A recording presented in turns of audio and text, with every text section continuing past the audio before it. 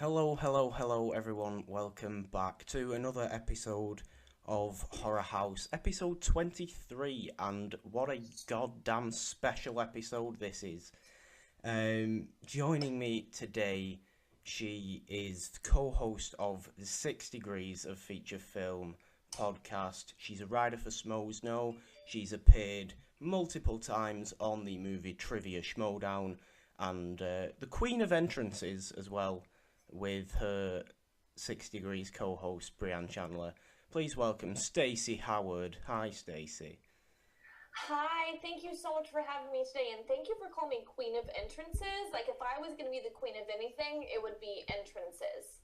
Oh yeah, I mean that is 6 Degrees is sort of forte on the Schmoedown. That is what. Yeah, it's our calling card. I mean, and the entrances keep getting more and more elaborate. Before it was like, let's make a t-shirt, and now it's like, let's have costumes and props and set design and extras, and you should see what we're planning for another entrance, because we need like 15 people to pull it off, and it's going to be quite a spectacle. We're super excited. No, I cannot wait for that. I will admit I did love that original #musicals on the back of the t-shirt when you defeated the Wangers, I must admit.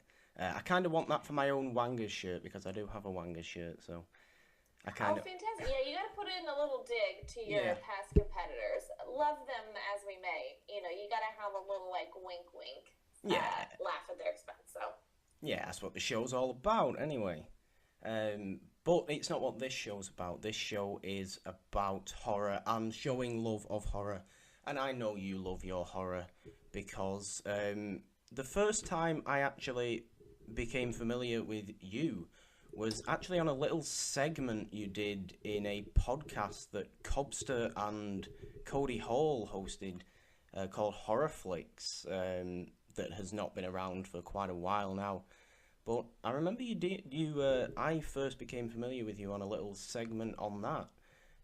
That is where So I know you love your horror, because you would always come out with, I think it was Netflix horror movies that were just kind of small and should be watched. Yeah, absolutely. So Cody Hall and Cobster did a show called Horror Flicks, which was fantastic. I was actually a guest on one of the episodes. And what I would do was a little segment on a few of their episodes, and I would pick horror movies that you should try and watch on Netflix, which isn't Netflix the best at just offering such a wide variety of films? And I was like, there's so many little horror films on here that not a lot of people know about. You gotta check them out. So that was a fun little segment I used to do for them. So if the show is still up somewhere, I don't know if it is, but you guys should watch past episodes, because it was awesome. Oh, I know it's definitely still up on Sure. iTunes, because I still have it on my iTunes feed. I still listen to some of the old Horror Flicks episodes. You know why? That was my first sort of horror podcast I listened to. Mm-hmm. Maybe a small inspiration for me actually eventually creating this one of my own.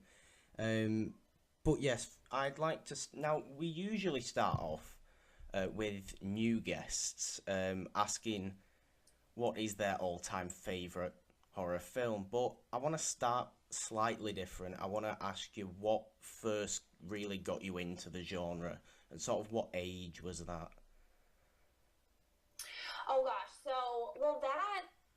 the answer to that question is actually going to answer both questions you just brought up. What is your favorite horror movie of all time? Okay. And then what age did, you kind of first were you introduced to horror movies? So the answer to that is my favorite horror film of all time would be The Silence of the Lambs. Probably my favorite movie ever. And I watched that movie when I was 9 years old. Way too young, I know. Shocked faces. I can hear it in the listeners' voices. So my parents were not strict on what we watched, really.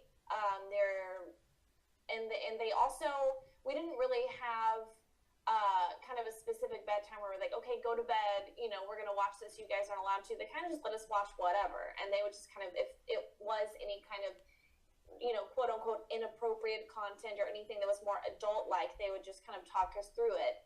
If there was sex in the film, violence, horror, anything kind of disturbing, it was just like, well, this is what you want to watch, okay, but you should know this and about it. So I remember seeing The Silence of the Lambs and thinking to myself, okay, this is a film. This is what movie making is. These are great actors. This is a fantastic set design and production value and everything involved in it. This isn't Disney princess bullshit anymore. Excuse my language. Not that I don't love Disney, and I really do, but it was the first moment where I realized, okay, I don't have to watch little kid films all the time anymore. I can watch real movies. So yeah, Silence of the Lambs is my favorite horror movie of all time. I saw it some would consider way too young, but it taught me about movie making and what the potential could be, and it raised the bar for everything else. I mean, if you think in terms of the horror genre and where you would want to begin, if no one had ever seen a horror film before, I feel like Silence of the Lambs is probably the perfect horror film for you to show them, because it's not just a horror film, it's a drama, it's a thriller, it kind of encompasses everything that a horror film could be. It's incredibly well made. It was nominated for a huge amount of Academy Awards, huge in the box office. It solidified Jodie Foster as the lead actress. It really changed the game for the genre, I feel like. So yeah, it forever will be just a place in my heart of what horror films could be. Yeah, absolutely. One of only 3 films, I think, to win the big 5 Oscars of, picture, director, screenplay, actor and actress. If that doesn't tell you how phenomenal a film Silence of the Lambs is, then nothing will, really.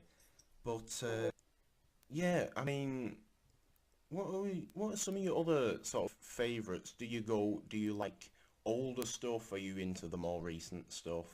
You know what? I'm more into the more recent stuff, and there are a ton of indie films that are out there that I think a lot of young, ambitious directors, it's kind of one of their first products.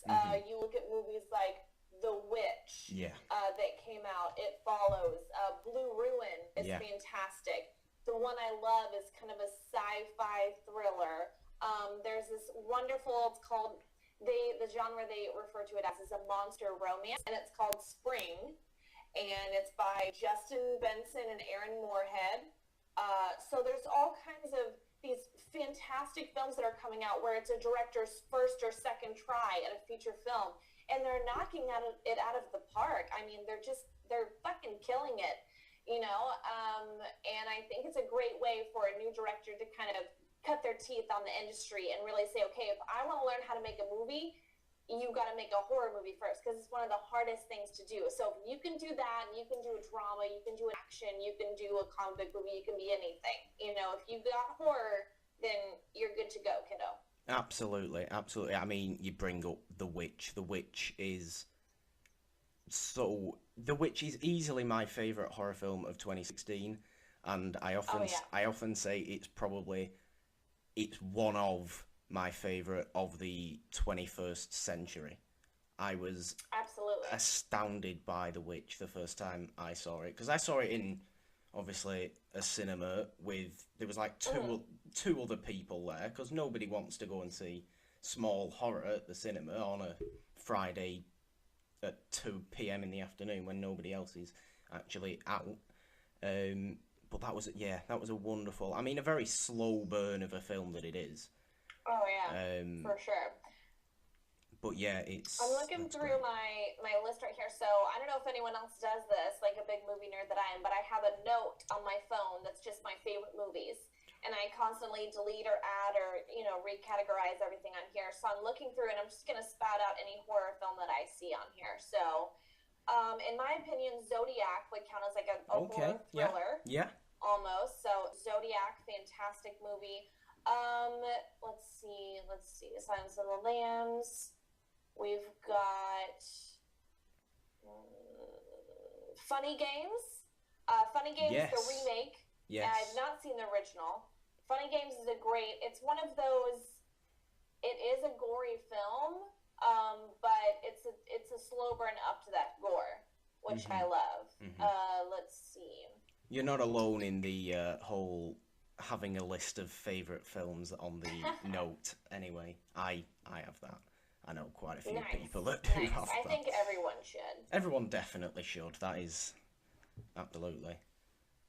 Absolutely. Oh, okay. This is another great indie film that you guys should see. It's more of a thriller, not necessarily a horror. I kind of interchange those two because I think there's such a wide range in the genre of horror. But it's called The Snowtown Murders. It's by an Australian director, and I think it's a male director. But some of the cast from this movie, and I believe that they're friends in real life, all those people work also with Jennifer Kent, who directed The Babadook. Okay. Fantastic film. That's also on my list, is The Babadook. I love American Psycho. That one's a great, kind of thriller drama. Let's see. I think... Okay, I'm just kind of going through my list in here. Under the Skin. That's another great kind of thriller drama that's just super disturbing to watch. Yeah. Let's see. The Guest is fantastic. That's more of an action horror. Yeah. Let's see. So, What We Do in the Shadows is like a dark comedy. Incredible. Fantastic movie. Another one is called Housebound. If you haven't seen that, it's another kind of dark comedy. Can I just say, Australia and New Zealand are killing it in terms of the projects, the directors, the actors, everything coming out of the entertainment industry of those places is just blowing my mind. And it's really putting America to shame because, we're supposed to be Hollywood, LA, center of the film industry. Okay, I feel like we've gotten lazy as shit about some things. So if you have these young guns coming out of these other places wanting to prove themselves, they're doing it right and they're killing it. So well, yeah. I mean, like you said, for horror is often where a lot of first time directors start out at. It's why going to horror film festivals is so great, because you get to see all these small movies that people might not see for a couple of years, or people might never see, but you might love them, and they're just from this first-time director who has just done an incredible job on, in scaring you, in making you feel tense, in whatever. But yeah, what is it about Australia and New Zealand then, as opposed to, the American horror that makes you say it's gone lazy almost? Oof, I think one thing that really disappoints me about American filmmaking in the horror genre is it's so obsessed with the numbers, with the marketing get sales, that it's like, and I know movies have to make money. I agree on that. I totally understand. But it's like, oh, let's do The Conjuring was successful. Yeah. We have to piggy bank off of that. Yeah. So let's do a sequel, Annabelle. And they're coming out with Annabelle 2. Like, what is that? And, Ouija and all these things where it's like, we need a horror movie that 13-year-olds in a group can go see at midnight and just, scream at every jump scare. So they just kind of churn those out every few months. And it's such a waste of true horror fans' time. Yeah. Because we're like, none of that is scary. It's all horror movie tropes. Nothing's interesting about that. Nothing is ambitious about that. Yeah. And you look at all these other countries that truly are ambitious and want to accomplish something and make a name for themselves, and they're really, really trying hard to go against the grain and say, I'm going to try something new. I'm going to put this new actor in there. I'm going to get a fresh director in there that just wants some experience and wants to, as I said, cut their teeth on a movie. So, they're trying harder. They want it more. They have this like fire under their bottom, that they're just working towards it. And I feel like America isn't doing that in the horror genre a lot. So yeah, I definitely get that. I mean, you even look at some more that are coming out this year. You've got Saw Legacy, which is the 700th film in the Saw franchise, and I think a new Amityville film's coming out as well. They just remade it with. They just remade it with Ryan Reynolds. What are they thinking? I mean, that was like, I don't know, 5 years ago or something. But it's it's just it's such a waste. Or it's like in Texas Chainsaw Massacre 3D, Valentine's Day 3D, and all this bullshit, and it's just nobody cares. It takes up room at the box office for other great films that could be in there, you know? Yeah, absolutely. Which is why, you know, I was so thankful for Get Out earlier this year, which is an American film through and through. And an outstanding indie horror. I'm sure anyone that's listening to this has already seen Get Out, but then you know how awesome it is. Yeah, absolutely. I mean, you seem quite a bit different to myself when it comes to sort of favourite types of horror. Like you said, you like the more sort of thriller-based stuff, the more twisted-based stuff. I am a big fan of, like, 30s horror and 40s and 50s, like the old, campier, gothic stuff. I absolutely love. I've never really been able to explain why I love that stuff. I mean, I'm a fan of the twisted, dark stuff as well, but there's something, I don't know, there's something otherworldly about, especially 30s horror, like Universal Monsters, classic, which is why I'm completely against everything that's going on with the Universal Monsters universe, and I can see you are as well. People apparently like the trailer for The Mummy. I don't know why people like that trailer. Okay, The Mummy from 1999 with Brendan Fraser, that is like an action 90s cheesy popcorn movie, so I love it in that sense. It's one of my favorite movies of all time. I realize that is a weird thing to say. People were like, really, The Mummy with Brendan Fraser? And I'm like, yes, The Mummy. So the fact that they're remaking it now, I'm so disappointed. I mean, I'm going to go see this new Mummy, but I really just don't have any interest in it. And I'm just so, like, I'm so bored with it. Yeah, I mean, you know, even going back, like you said, 1999 Brendan Fraser Mummy is a fun movie, absolutely.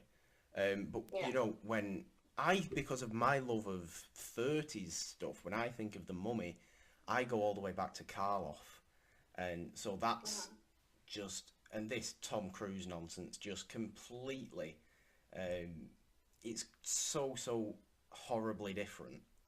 I'll tell you what. I mean, I'll give The Mummy this. It has Tom Cruise, and Tom Cruise has been running through American cinemas, you know, the worldwide through decades. So he can probably bring something to this movie. Is it going to be a great horror film? No, it's going to be an action blockbuster thing. Monstrosity. Monster, get it? So good. You know, go with that. Try what you will, but it's not going to be a true horror film that's a homage to, you know, the classic one from the 30s like you love. So it's not going to be that. I predict it to just be by the numbers action movie. Yeah, it sort of disappoints me because they're bringing all, you know, I know they're doing the Invisible Man as well, and all sorts of, you know, Frankenstein's monster, Creature from the Black Lagoon. They're bringing all the stuff I love and hold so dear, and they're just going to turn it into action films, which granted will work for some people. Some people will love this stuff. I'm sure they will. I'm sure The Mummy's going to make money because Tom Cruise makes money. That goes without saying. I'm going to see it, but it'll have to do something special for me to actually be completely on board, I think. So, I mean, how are you, like, particularly familiar with sort of the older stuff? I'm not. I haven't seen a ton of them. I've seen, of course, classics like Nosferatu. Yeah. I'm familiar with kind of the Hammer horror genre. I know, like, Christopher Lee was in some of those. Yeah. I will tell you that a movie that I love, which is my favorite Tim Burton film, that is an homage to kind of the Hammer horror films of old, would be Sleepy Hollow. Yeah. So in terms of being familiar with it, I'm just kind of familiar with those kind of films through osmosis, through watching films like that. So it's on my list of movies to watch from that genre. I know I need Yeah. to become more familiar with it. I'm sure there are some awesome ones out there, but not as many are like streaming or on Netflix or anything. So it's definitely on my film to-do list. Yeah, that's true. They're not exactly easy to get a hold of sometimes. But yeah, well worth checking out, absolutely. Like you have all these great recommendations for like more recent indie horror. I can have loads of recommendations for old Vincent Price stuff from the 50s. It's Well, what should I watch? What are like your top 5? You're like, Stacey, you have to watch these. what are we just going Vincent Price? Are we going? We're going, Because like, I could. let's say I've never seen like a horror film before in the 70s. Okay. I want to become more familiar with that genre. What should I watch? Okay, I'd do 1931's Dracula with Lugosi. Okay. I would do House on Haunted Hill, 1959. That's Price. Okay. Before 1970, I'd do Night of the Living Dead, which is like 1968. But yeah.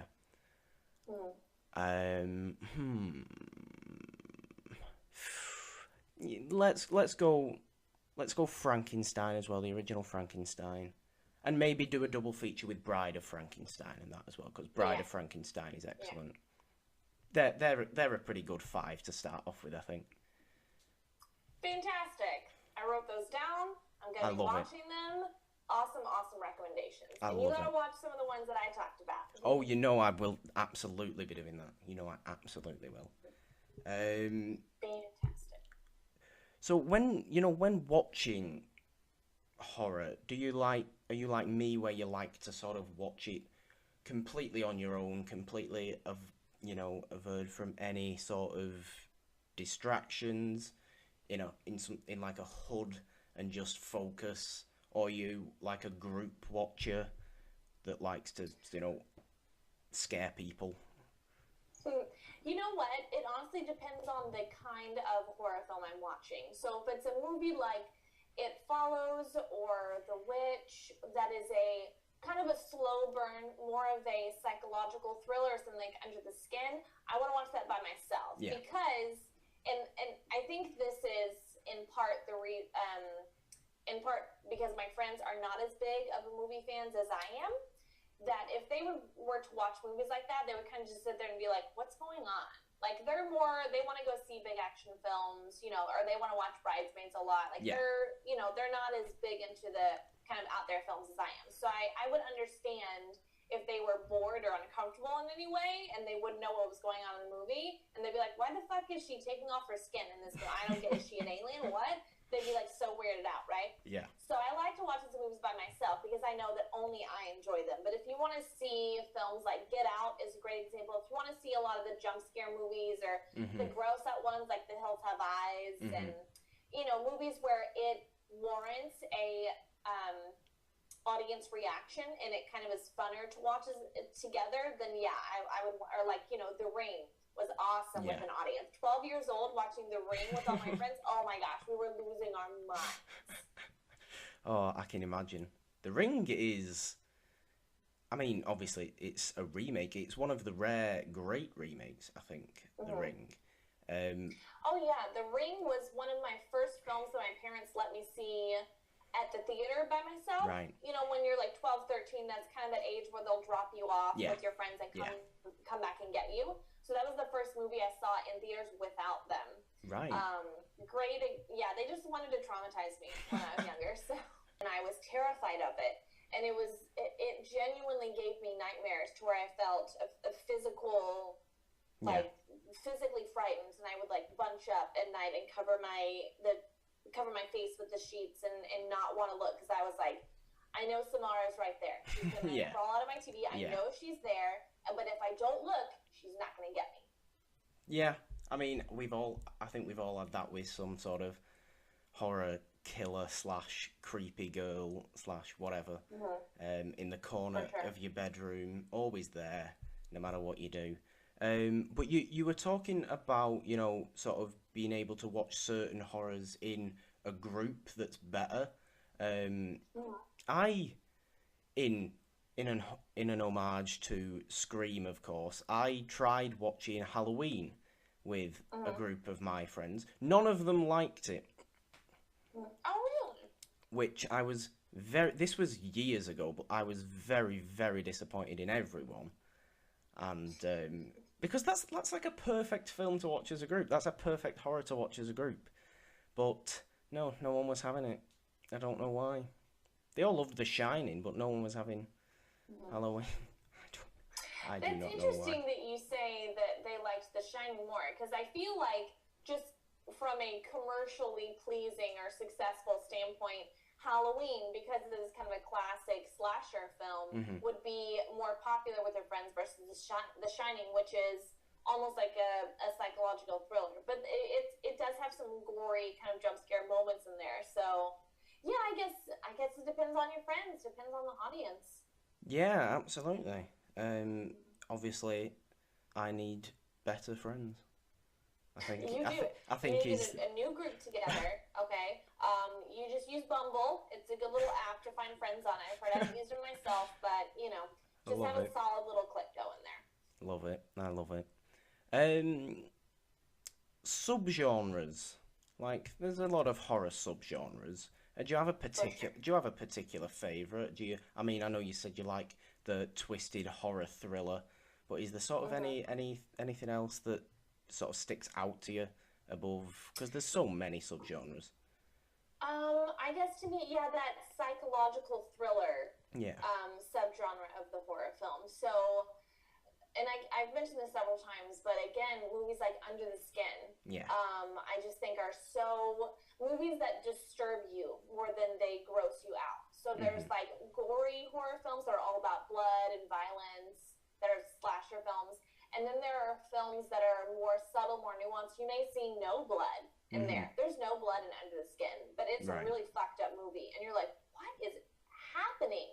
That's what I want to say in a horror film several times in the movie. I want to say to myself, what the fuck is going on? Because I think that is just, I like being pushed to the limits when it comes to trying to figure out the puzzle of a movie. Yeah, so you like a good mystery with your horror films as well. That's a good one. They're often like most entertaining. Like I love the original Omen from 1976. That is, as far as I'm concerned, the best mystery horror.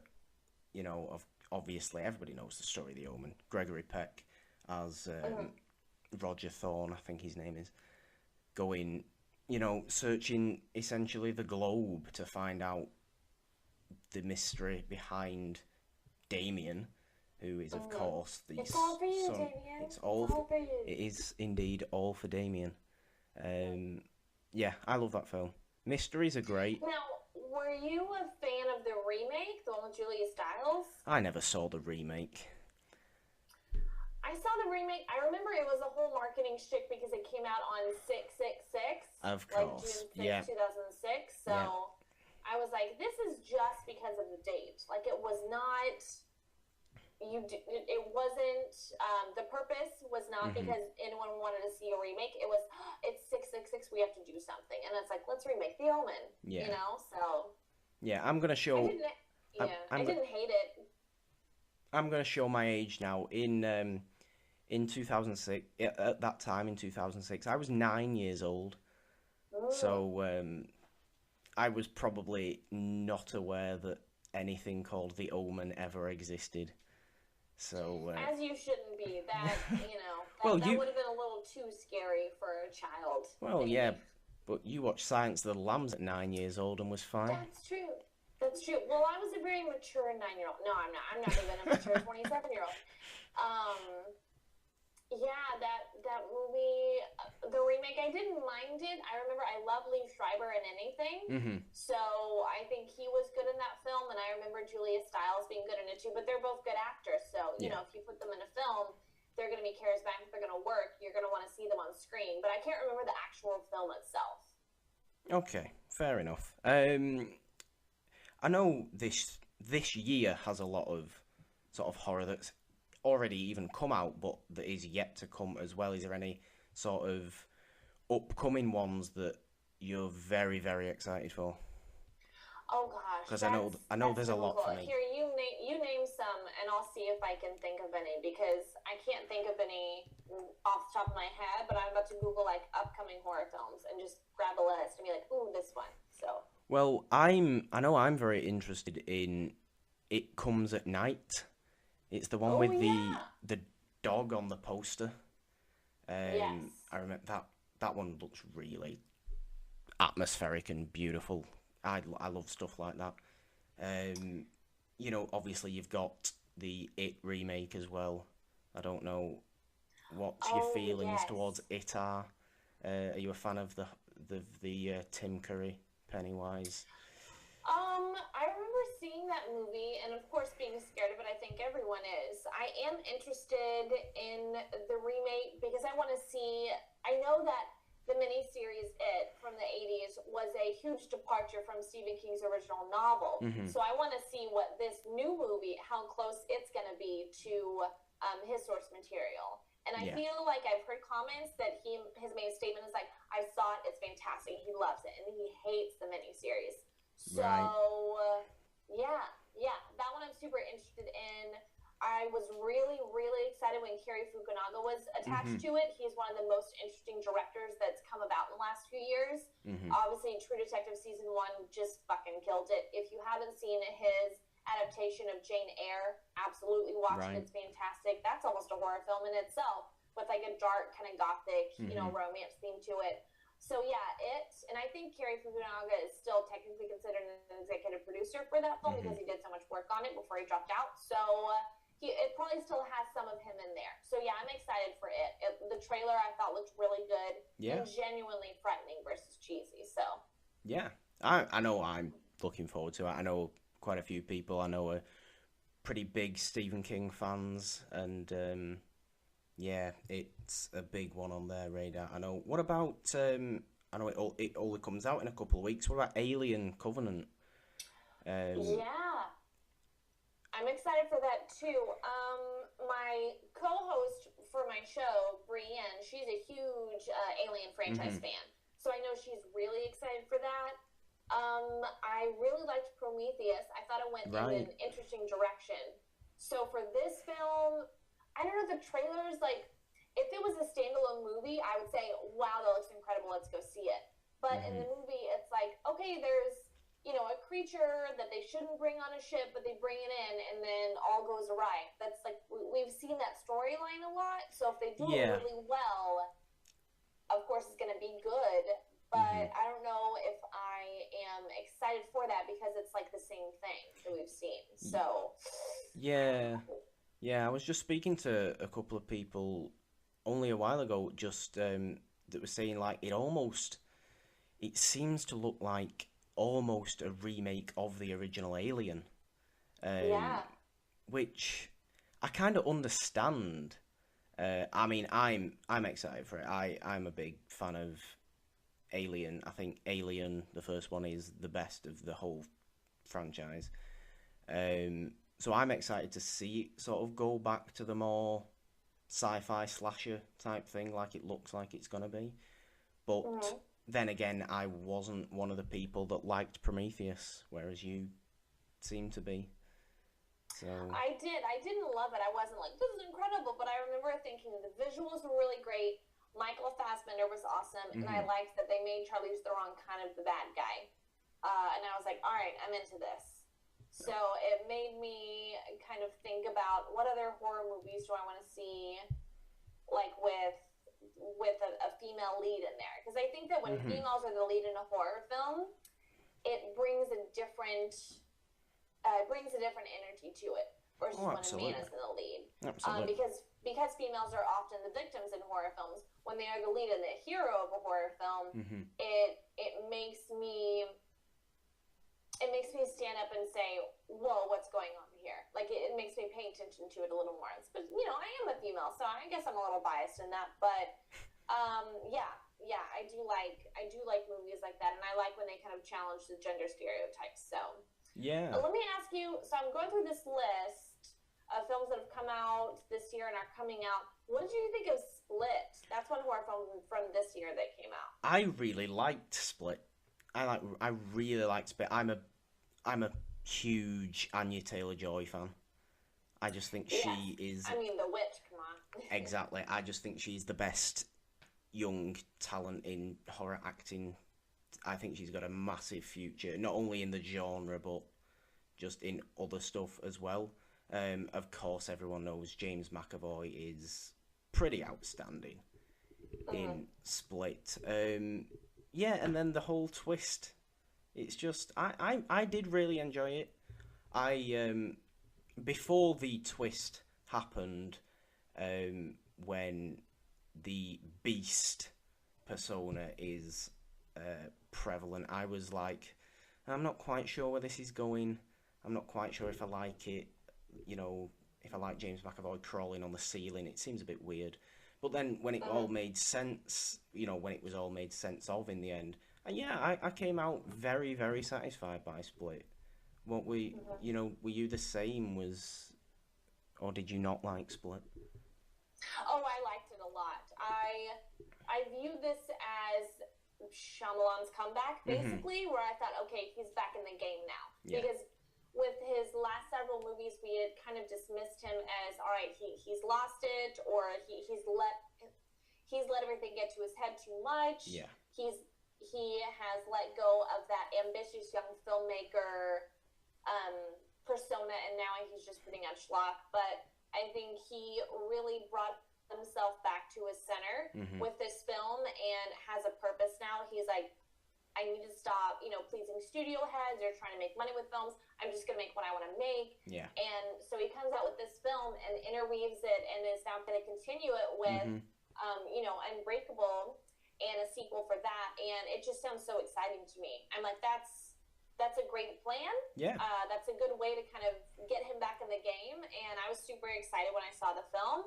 And I think he did an awesome, awesome job. Is it his best? No, the best is always The Sixth Sense. I mean, come on. Yeah. Like, you can't get away from that. But, I'm really excited that he is back in the game. So Absolutely. It's about time he was back in the game as well, because he started off so well. Yeah, and I'm, as of now, looking forward to Glass, the sort of third film in all this Split Unbreakable universe franchise, whatever you want to call it. I know that causes some sort of argument somewhere. But yeah, I'm very excited for that. Stacey, having you on this, it wouldn't be complete without talking quite a bit about the Schmoedown. Which has been an incredible honor. It's so fun. The entrances honestly get more and more elaborate every time. I mean, it involves more costumes, more sets, props. We're now having to recruit like extras and people to help us out with the entrances. So, I mean, it gets bigger and bigger every time. Well, yeah, I mean, that's what you two are known for in the Schmoedown. That is what Team 6 Degrees is all about, the wonderful entrances. Especially even Brienne now going into singles, her entrances, the recent one where she was the bride against Perry Nemiroff, I think. Yeah, and of course your wonderful cosplay as Jessica Rabbit during the free-for-all, which was a personal favourite of, I think, about everybody's. But yeah, I mean, I believe their word is legendary entrance as Jessica Rabbit. Absolutely. But no, we have so much fun with it, and we kind of just continuously try and think of, okay, we love this movie and this project and this character. How can we kind of incorporate that into some kind of entrance? Eventually, it's just going to be where we literally film a movie, and that is our entrance. And we show the movie before, and then we just walk out, and the movie leads up to us standing behind the curtain, and then it's time for the Schmoedown as we, appear and burst through the curtain. So we're working on trying to top ourselves every time, and it's hard, but it's fun hard. Oh, so yeah. It's totally worth it and our absolute focus.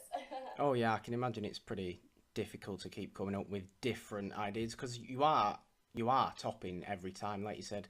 I'm very down for this big short film that you'll produce as an entrance. I want to see that. Maybe when 6 Degrees gets to the title, because that will happen. I have faith that will happen. So yeah, Me too. it's a big title match would be the short film of preparation and then the big entrance, whatever that may be. But yes, is there any plans for you to sort of follow into singles competition like Brianna's done? Well, I'm glad you asked that because there is indeed plans. I will have a singles match coming up. You guys have to stay tuned. I know Christian posted about it. He did a Facebook post where he talked about upcoming matches. So I do have one coming up. I'm super excited. It should be. I'm nervous, but at the same time, again with Schmoedown, you just have to kind of wing it and go with it. You know, my philosophy is I've seen the movies I've seen. I know what I know. You know, you can read books, you can take movie trivia quizzes online, everything to kind of practice, but I'm just kind of like, I'm here for the beer, let's get down to business, you know, to defeat the Huns. Just kidding, Mulan right. You know, I just want to kind of just go with it and have a ball, and that's the whole point of it, and the fans make it so fun, and y'all's participation in it, and you getting excited about it really makes it fun for us even more so. So, yeah, I'm pumped. Oh yeah, absolutely. I mean, I'm a big fan of the stuff, so it doesn't seem like you take sort of the pressure of the lights. It doesn't seem like that phases you. Like, I know some competitors say that, like, once you're under those lights, it's a lot different from being at home, but it doesn't seem like that with you. You just seem to go in there and just have as much fun as, you know, everybody would want to, and don't even think about, you know, 7 big bright lights shining on you. I truly try and just kind of have fun with it and go with it. My ultimate goal whenever I go in there is just answer at least a few questions right. Don't get anything wrong where people will be like, you idiot, you don't know anything about movies. You know, if someone were to ask me something like, I don't know, what film came out in 2014 that stars, you know, like a raccoon, a star, I'd be like, Guardians of the Galaxy. But if I got the wrong answer, they'd be like, she doesn't know movies. So I don't want any questions where if I don't know it, it makes me look like an imbecile. I just want to get something wrong where I'm like, okay, you know, that's missable. Some people don't know that. So, you know, you just want to prove yourself to be a fun, good-hearted competitor and just put yourself out there. So that's all you can do, really. Absolutely. You know, you recently debuted on Movie Fights as well. How do the two compare? Because I know they are both, you know, movie-based, fight-based things. Quite a bit different, but how do they actually compare as a competitor? Well, I love both of them so much. I love the format. I think it's very creative. The people that produce them are wonderful people, friends of mine, hardworking people. So I'm honored to be included in both of those and be invited to be part of it. For Movie Fights, I actually become more nervous for Movie Fights than I do for the Schmoedown, because as I said, for the Schmoedown, it's like, you know what you know, you just got to go into it, and you don't know what's going to happen. But Movie Fights, you know the questions beforehand. So you have to prepare, study, present your arguments in the best light. So if you lose, it's your fault because you didn't prepare well. Versus Schmoedown, where it's like, okay, I didn't know that answer. You know, I have other questions that I can prove myself on. If you don't know what you're doing in Movie Fights, it's because you didn't study, you didn't prove your point, you didn't, you failed ethically, basically. Yeah. So I get way more nervous for stuff that you have to prepare and memorize things for.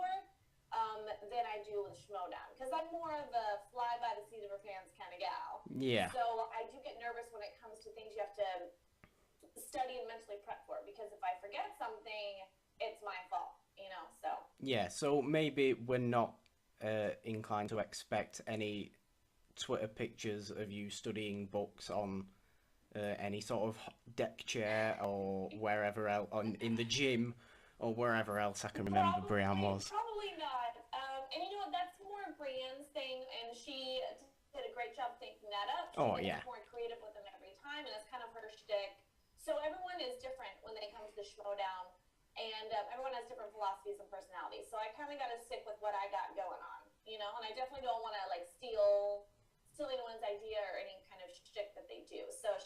does that. She's awesome at it. She thinks of more creative ways Absolutely. every time, and I'm a great admirer of that. So I gotta think of something else to make myself stand out, though. Absolutely. So, I mean, obviously, I'm expecting a big, for this singles debut, I'm expecting a nice big entrance as usual. Any little hints as to what that might be? Ooh. Okay, I will give you a small hint. So I did purchase my costume via Amazon. Okay. You better keep your eye out for it when I pop through those curtains. Okay, there's your hint. So there you go. That's all you get. That's all you get. Schmoedown fans, So there's your hint. You know what I would want to hear is if anyone has any kind of suggestions about costumes or interests we should do, that would be awesome to hear. Is if anyone is like, you know what, I want them to dress like me and Brienne text and constantly, go back and forth about what ideas that we can come up with and what costumes we want to try out. So if anyone has any kind of I don't want to use the word fantasy because that sounds gross, but if anyone has something where they're like, I really wish someone would cosplay as this, and have that idea for us, tweet at us and let us know what you would want us to do, what you've always wanted to see come to life in a Schmoedown entrance. That would be great to know. Yes, absolutely. Please do that. Stacey, it has been fantastic to have you on. Is there anything, obviously, you want to plug right as we get to the end here? Oh, so you can find me on Twitter if you don't already follow me at SOHoward2012. Of course, my show with my co-host, my partner in crime, my eventual lover. I mean, it's slightly in that direction anyway, even though she's married, and neither of us are gay. But our show is called 6 Degrees of Feature Film. You can find it on iTunes and YouTube. She is going to laugh hysterically if she ever hears that. You and Brienne are such a great duo. It really is such a joy to watch. Because a lot of stuff can be more negative based. There's very little negativity I feel that ever comes out of 6 Degrees. So we should all just applaud that. Yeah, we haven't encountered a lot of negative fans, which has been nice. And I think it's because if you love movies and you're passionate and you have a positive vibe, you put positive vibes out there, so then positive is going to come back to you. And anyone else negative, you just don't pay attention to it. You just got to let it go. So, yeah. Absolutely, absolutely. Stacey, again, thank you so much for doing this. It is an honour for me. And guys, please, if you want to carry on this conversation from this episode, hashtag HorrorHousePod. Follow the podcast on Twitter at HorrorHousePod. That's nice and easy to remember. Follow me on Twitter at the Purple Dawn. Like Stacey said, follow her on Twitter at SOHoward2012. And yeah, that should do it for this show, I think. Oh, also, with all the iTunes stuff, if you are listening on iTunes, please leave a rate and review over there if you're feeling generous. But if you are on YouTube as well, please sub to this channel, because you get alternating Sundays with this show. You get the Purple Dawn Enlightenment Hour. Episode 2 just went up last week, ranking top 5 Looney Tunes characters with Billy Polahan. It was a lot of fun.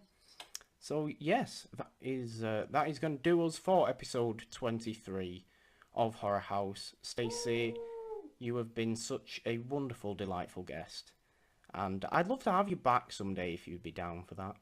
Oh, of course, yeah. You were a lovely guest too. Thank you so much. I had so much fun chatting with you. I love horror films. I love the idea of this show, and that you just invite guests on to just kind of chat about what they're passionate about. That's always a good idea. Keep going with it. I'd love to come back. If you're ever in LA, you should visit Collider or Screen Junkies. Just contact them, see if you can stop by the offices, and you'll meet everyone you love. Absolutely. I love when people do that. Yes, absolutely. I mean, getting to LA is relatively expensive from the UK, but it will. Yeah. I know I want to get there one day soon to meet everyone that I love, of course, including you and Brienne, because that would just be great as well. Yeah, of course. Yes, like I said, that is going to do it before we start rambling on too much at the end. Thanks for listening, as always, guys, and until next time, goodbye.